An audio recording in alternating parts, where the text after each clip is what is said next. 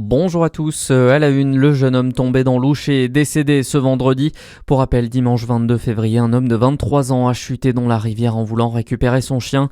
Il avait été retrouvé dans un état critique par les pompiers des centaines de mètres plus loin en raison des crues. Les autorités précisent ce matin qu'il n'a pas survécu. Un camion renversé ce matin sur l'A36. La circulation a été totalement coupée ce vendredi entre Besançon et Belfort. Plusieurs kilomètres de bouchons se sont formés alors que le 44 tonnes s'est retrouvé couché à hauteur de Pays de Clerval. Le trafic a pu reprendre au cours de la matinée. C'est le retour de la grande collecte annuelle des Restos du Cœur ce week-end. À compter d'aujourd'hui et jusqu'à dimanche, près de 1100 bénévoles seront présents dans près de 92 grandes surfaces en Côte d'Or. L'objectif est de récolter environ 90 tonnes de denrées dans le département. Les conserves de poissons, les plats protéinés, pâtes, riz et produits d'hygiène restent la priorité de cette collecte. À noter que près de 800 volontaires seront également mobilisés dans le Jura. La région Bourgogne-Franche-Comté figure parmi les plus exposées au surendettement des ménages. Selon les données de la Banque de France, après plusieurs années de baisse liée à la crise sanitaire, le nombre de dossiers déposés a augmenté de 17% en 2 ans. Avec 305 dossiers pour 100 000 habitants de 15 ans et plus, la région se classe 4e à l'échelle nationale.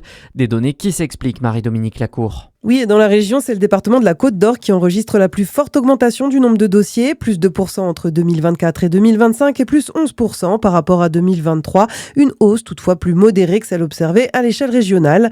Le surendettement touche plusieurs profils, en particulier les publics précaires, parfois sous le seuil de pauvreté, les femmes mais aussi les locataires. La part des jeunes dans les dossiers de surendettement a aussi augmenté selon les données.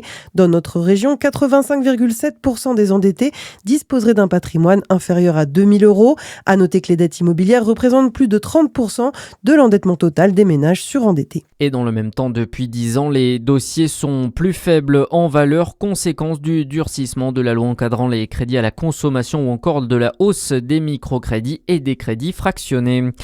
Dans le reste de l'actualité, nouvelle journée de guerre au Moyen-Orient. Ce matin, des frappes ont touché la capitale de l'Iran.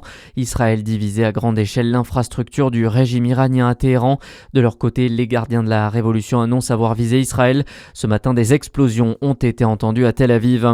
Et le rapatriement des Français bloqués au Moyen-Orient se poursuit. Les assureurs ont enregistré une augmentation de 20% des appels de leurs clients, notamment sur l'assurance voyage selon Mondial Assistance.